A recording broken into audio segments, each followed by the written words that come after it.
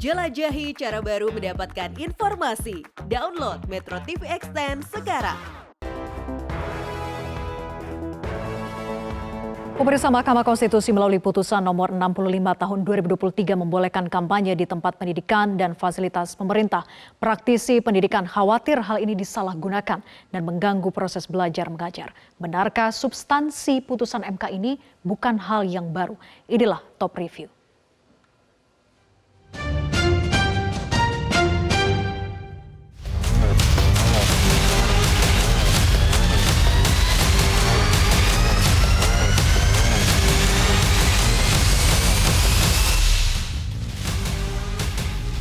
Kabar mengejutkan datang dari Mahkamah Konstitusi. MK mengeluarkan putusan mengenai kampanye yang bisa dilakukan di sekolah dan fasilitas pemerintah. Keputusan ini dikeluarkan setelah sidang pengucapan putusan uji MK yang diajukan oleh Onggeni dan Handre Mantiri yang mempersoalkan larangan kampanye di fasilitas pemerintah, tempat ibadah, dan tempat pendidikan. MK menilai penggunaan tempat ibadah sebagai tempat kampanye berpotensi memicu emosi dan kontroversi serta merusak nilai-nilai agama. Mahkamah menekankan bahwa batasan ini bukanlah pemisahan antara agama dan negara, tetapi lebih kepada menjaga keseimbangan antara keagamaan dan ranah politik.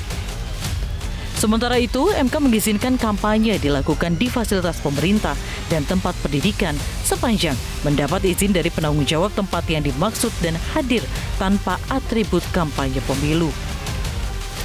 Federasi Serikat Guru Indonesia (FSGI) prihatin atas keputusan Mahkamah Konstitusi yang mengizinkan kampanye di lembaga pendidikan.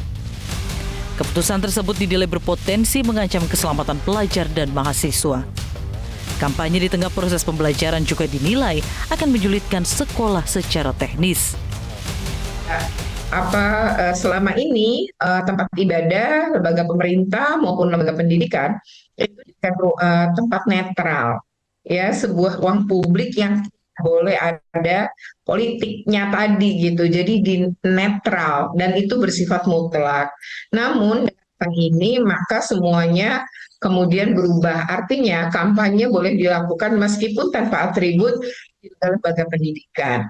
Mungkin ya kalau misalnya perguruan tinggi, kalau perguruan tinggi kan tempatnya luas, setiap fakultas punya aula. Nah ini sangat berbeda dengan sekolah. Nah sekolah itu kan juga jenjangnya banyak, mulai dari jenjang pendidikan yang PAUD, TK, kemudian sampai SMA dan SMK. Nah, ini tentu harus disikapi nanti lewat peraturan gitu ya. Mahkamah Konstitusi enggan mengomentari putusan mengenai kampanye yang bisa dilakukan di sekolah dan fasilitas pemerintah. MK menilai tugas para hakim konstitusi telah selesai dan putusannya wajib dijalankan. Tadi sudah saya jawab kan, MK nggak mengomentari pelaksanaan putusan. MK sudah memutus, tugas MK selesai.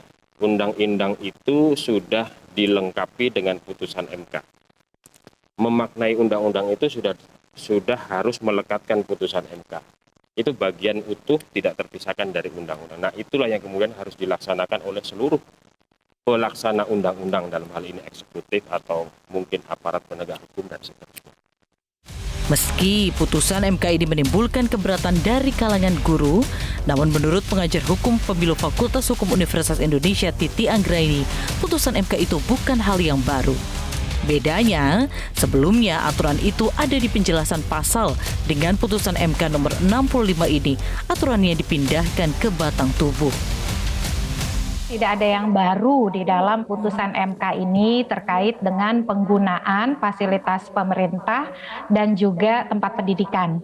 Jadi norma itu sudah ada sejak pemilu-pemilu sebelumnya, termasuk pemilu 2019.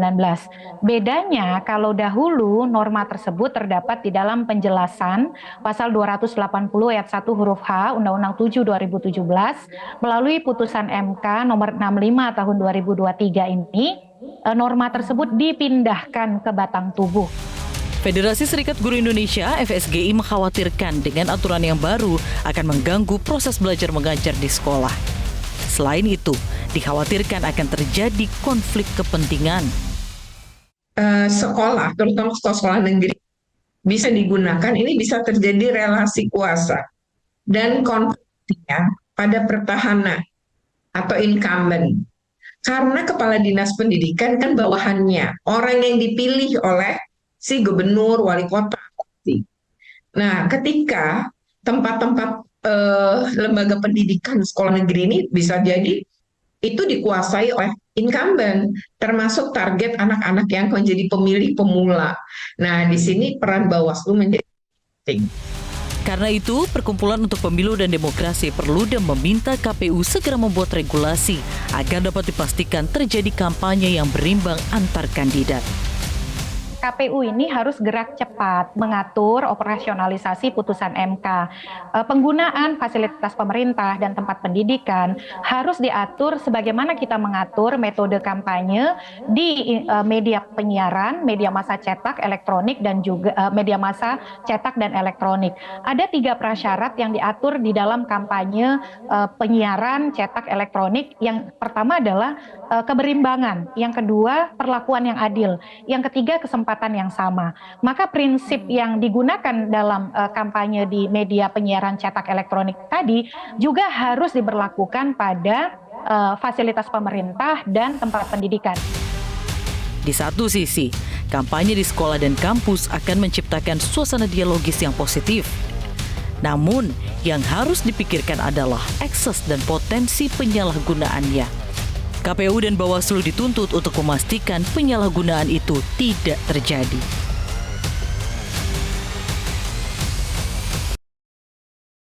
Cara mudah mendapatkan informasi dengan satu sentuhan jari. Download Metro TV Extend.